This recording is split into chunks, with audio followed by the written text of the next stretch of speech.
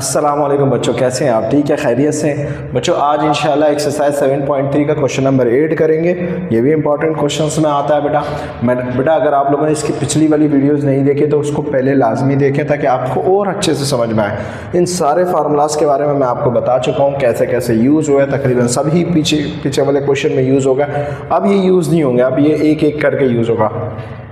अगर आपने question number 5 किया है तो इंशाल्लाह ये सारे फार्मूले यूज़ करना आपको आते होंगे।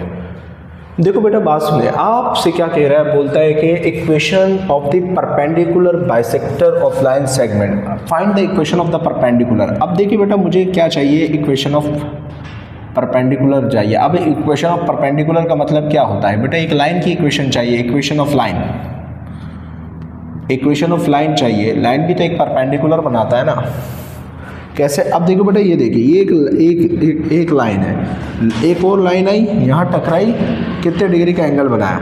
90 डिग्री का एंगल बनाया। अब ये लाइन ही तो है ना, इसकी इक्वेशन चाहिए मुझे। ये रहा, ये तरीका आ जाए। बहरहाल मैंने अभी सिर्फ आपको बताया कि find the equation of the line, यानी of the perpendicular bisector of the segment.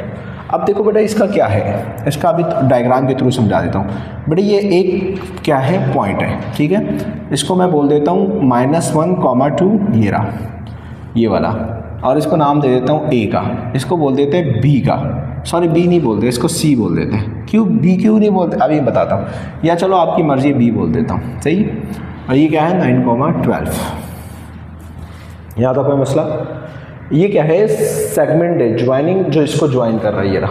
अब वो बोलते हैं find the equation of the perpendicular bisector. बेटा, बाइसेक्टर का मतलब होता है कि आप एक चीज़ को दो हिस्सों में अलग कर रहे हो, सेक्टर कर रहे हो, अलग कर रहे हो बेटा। तो इसको दो हिस्सों में अलग कर रहे हैं और वो भी बराबर। तो बेटा, ये लाइन मान ले कि परपेंडिकुलर है, तो यहाँ पर ये कितने डिग्री का एंगल बनाएगा? 90 डिग्री का एंगल बनाएगा, है कि नहीं? तो ये बात आपकी समझ में आ गई। और इस पॉइंट को मैं बोल देता हूँ C पॉइंट, ठीक है। और इसको मैं बोल देता हूँ X, Y, क्योंकि मुझे नहीं मालूम। सही है, उम्मीद करता हूँ ये बात तो आपकी समझ में आ गई होगी। अब मुझे वो क्या बोल रहा है पता है? बोलता है मुझे इस लाइन की इक्वेशन चाहिए, इस लाइन की, ये देख रहे हो, इस लाइन की, यानी इक्वेशन, ये रहा, इक्वेशन ऑफ दिस लाइन, बस इक्वेशन चाहिए ऑफ दिस लाइन, इसकी लाइन की इक्वेशन चाहिए। रहा, ये पूरी चीज़ यहाँ पर लिख दी मैंने, हटा देते हैं इसको। मतलब मुझे ये चाहिए, मुझे ये वाली इक्वेशन चाहिए, ठीक है, ये वाली, इस लाइन की। अब बड़े इस लाइन की इक्वेशन चाहिए। आप खुद सोचें, इक्वेशंस के लिए हमारे पास क्या होना चाहिए इन फार्मूलाज को यूज़ करने के लिए। अगर मान लें कि मुझे ये वाला पॉइंट स्लोप यूज़ करना है, मुझे यहाँ पर क्या चाहिए? मुझे यहाँ पर स्लोप चाहिए। अगर मुझे इस लाइन की इक्वेशन चाहिए तो इस लाइन का स्लोप चाहिए मुझे। x1, y1, मुझे एक पॉइंट भी चाहिए इस लाइन का। अब बताइए, ये दो पॉइंट जो है ये इस लाइन के पॉइंट है? नहीं, वो तो इस लाइन के तो पॉइंट अलग है। तो मुझे एक पॉइंट और एक स्लोप चाहिए, तभी तो मैं इसकी मदद से इक्वेशन बनाऊंगा। सर, इसका इस्तेमाल क्यों नहीं कर रहे हो? दो स्लोप है बेटा। अगर इसका इस्तेमाल करूंगा दो पॉइंट्स को, तो बेटा ये इसकी स्ट्रेट लाइन निकाल के देगा, इसके इक्वेशन। अब मुझे इस पूरे स्ट्रेट लाइन की इक्वेशन नहीं चाहिए, मुझे उस लाइन की इक्वेशन चाहिए जो क्या बना रहा है, परपेंडिकुलर बना रहा है। मैं ये विंडो बंद कर रहा हूँ।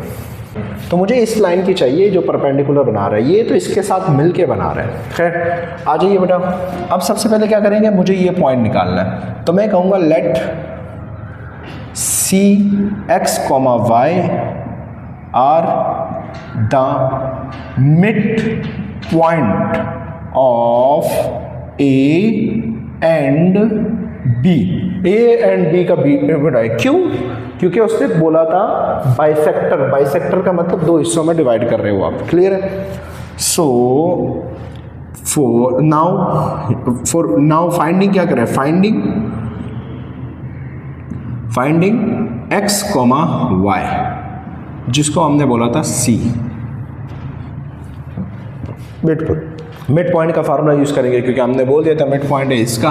तो ये मिड पॉइंट फार्मूला हमने मेरे ख्याल में एक्सरसाइज 7.1 में किया था, तो आप उसको लाजमी देखिए। 7.1 आपको आनी चाहिए। लेट कर लेते बेटा, ये है हमारे पास A पॉइंट जो -1, 2 है, जिसको मैंने x1, y1 बोल दिया। और बेटा ये हमारे पास है B पॉइंट 9, 12, जिसको हमने x2, y2 बोल दिया। सही है। यूजिंग मिड पॉइंट का फार्मूला क्या होता है बेटा, x कॉमा वाई बराबर होता है x1 प्लस x2 और y1 प्लस y2, सही। और इसको हमने c बोला हुआ है तो इसको c लिख देते हैं। ये जैसा था वैसे ही लिख दिया बेटा। x1 क्या है बेटा, यहाँ देखो x1 ये रहा, x2 ये रहा, तो -1 प्लस 9 नीचे 2, y1 y2 2 प्लस 12 और नीचे 2, सही बेटा। अब माइनस प्लस माइनस, माइनस हो गया, 9 में से 1 निकाला, 8 बचा, 8 से डिवाइड किया 2 को, 2 प्लस 12 कितना होता है 14 और नीचे 2, सही बेटा। अब आ जाते हैं बेटा, इसको भी एज इट इज सी लिख देते हैं x कॉमा वाई, क्योंकि अब पॉइंट निकल चुका है। 2 4 जा 8, 2 7 जा 14, तो बेटा this is your mid point. मुझे तो ये थोड़ी चाहिए, मुझे इक्वेशन चाहिए। इक्वेशन पता है ना, जिसके बीच में इक्वल आता है x और y होता है। ये पॉइंट मुझे मिल गया। अब मैं क्या करूँगा, इसकी जगह मैं क्या लिख दूंगा, ये लिख देता हूँ। सर ये हम लोग कैसे लिखे, हमने तो पेन से लिख दिया होगा। भाई तुम्हें किसने बोला लिखने को, मैं लिख रहा हूँ, मेरे पास तो ऑप्शन है ना। पापा के देख, पापा को तू बोल सकता है रात को लेट क्यों आया, पापा को बीवी बोल सकती है बस पापा की। यहाँ तक क्लियर है। अब ये पॉइंट मुझे मिल गया। अब पॉइंट मिल गया ना, अब मुझे इसकी इक्वेशन चाहिए। मैंने बोला एक पॉइंट मिल गया, अब एक स्लोप भी तो चाहिए, क्योंकि ये शर्त है, कम से कम क्या होना चाहिए, एक पॉइंट एक स्लोप होना चाहिए। ठीक है, अब मैंने कहा इसका स्लोप निकालते हैं। अच्छा, अब स्लोप निकालना है और परपेंडिकुलर का जिक्र हो रहा है, आपको पता है ना किसका जिक्र हो रहा है, परपेंडिकुलर का जिक्र हो रहा है और स्लोप निकालना है। तो परपेंडिकुलर की बात जब भी होती है ना, आपको मैंने बताया था परपेंडिकुलर का फार्मूला क्या होता है, m2 बराबर होता है -1। अगर मैंने कहा इसको मॉडिफाई कर लो थोड़ा सा तो -1 इधर आ जाएगा, ये इधर आ। मैंने आपको बताया था एक स्लोप मालूम हो उसका रेसिप्रोकल ले लो, वो परपेंडिकुलर हो जाता है, ऐसे ही है ना। और ये लाइन परपेंडिकुलर है 90 डिग्री के एंगल।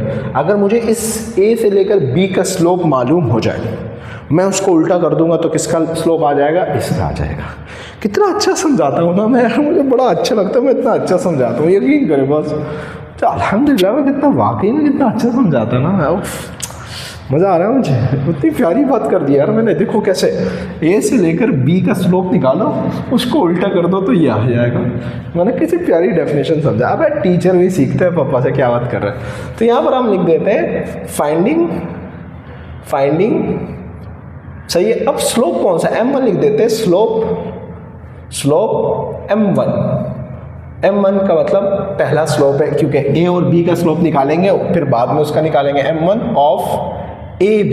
यहाँ तक क्लियर है, क्योंकि ताकि ये लिखने की ज़रूरत नहीं है, बस मैं आप लोगों को आसानी के लिए लिख रहा हूँ, क्या रट्टा मारते वक्त आपको आसानी हो।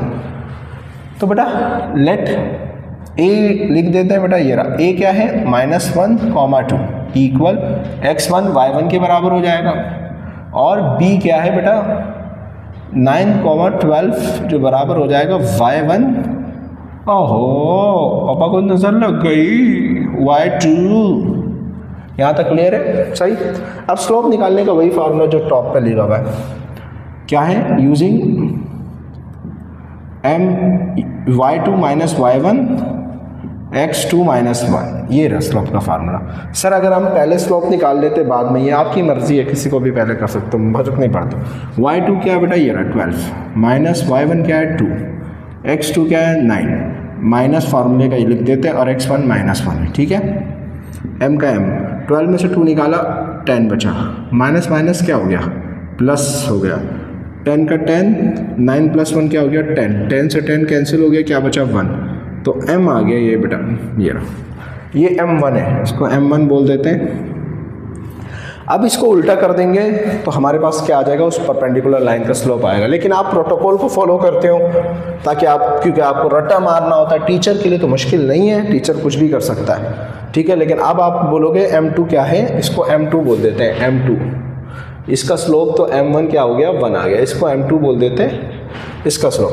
अब आपको खुद पता लगे ये 1 है, इसका रेसिप्रोकल भी क्या होगा 1/1, और नेगेटिव में होगा, ये प्लस है तो यहाँ माइनस आ जाएगा, और नीचे 1 फर्क नहीं पड़ दे रहा। लेकिन आपको करके दिखाता हूँ। 4m2, और ये m2 क्या है, परपेंडिकुलर लाइन का स्लोप है। फार्मूला क्या बेटा, m1 m2 बराबर होता है ये -1 के, m2 लिख दिया मैंने, -1 लिख दिया, इधर मल्टीप्लाई हो रहा है उधर जाके डिवाइड हो गया। m2 जैसा था वैसे ही, -1 लिख दिया, m1 कितना आया 1, 1, और आपको पता है 1 से 1 2 डिवाइड हुआ क्या होता है, 1 ही आता है, और साथ में माइनस था, वो minus as it is copy हो गया। ये रहा, मैंने आपको बोला था, मैंने आपको, अगर आप लोगों ने मेरी पिछली वाली वीडियोस नहीं देखी ना, यकीन करें आपको बहुत मज़ा आएगा। आप देखेंगे, आप जिधर भी पढ़ते हो आप मेरे कोचिंग में आ जाओगे, यकीन जानिए। आप बोलोगे मोहम्मद से मिलना मुझे, वो खूबसूरत टीचर्स है। बेटा फिर आइए, आपको समझ में आ गया। अब बेटा स्लोप भी मालूम हो गया, स्लोप क्या आया, -1, स्लोप भी मालूम हो गया। अब इक्वेशन आराम से निकल जाएगी। अब आप पहला वाला यूज़ कर लो।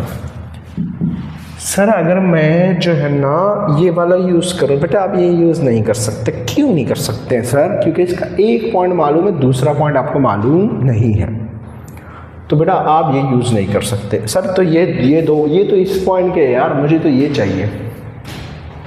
सर कोई और फार्मूला इसके अलावा? नहीं बेटा, कोई भी नहीं फार्मूला। यहाँ तक क्लियर है? एक पॉइंट स्लोप। आप यहाँ लिखोगे नाउ फॉर रिक्वायर्ड इक्वेशन। ये इंग्लिश तो मैं ऐसे अपने वास्ते लिख रहा हूँ, ये आपकी आसानी के लिए कि आपको रट्टा मारने में आसान है। रिक्वायर्ड इक्वेशन 1 पॉइंट क्या होगा, पॉइंट ये वाला जो आपने मालूम किया, व्हेन C 4,7 हैविंग स्लोप और हैविंग M2 कितना आया, -1।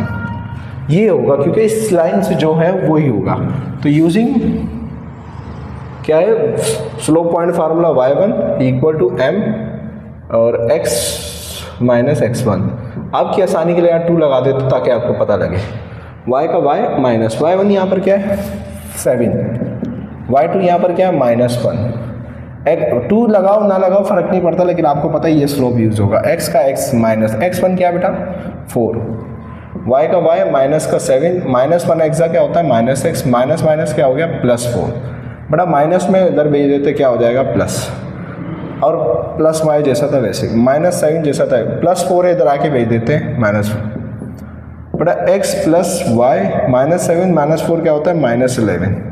बड़ा 10 the required equation of perpendicular, 10 the required equation of perpendicular line. ये सही है, इसकी इक्वेशन मालूम हो गई हमें। सब उम्मीद करता हूँ ये बातें आपकी समझ में आ गई होंगी। अगर आपको वीडियो अच्छी लगती है, हम अच्छे लगते हैं, तो लाइक, सब्सक्राइब, कमेंट लाजमी किया करें।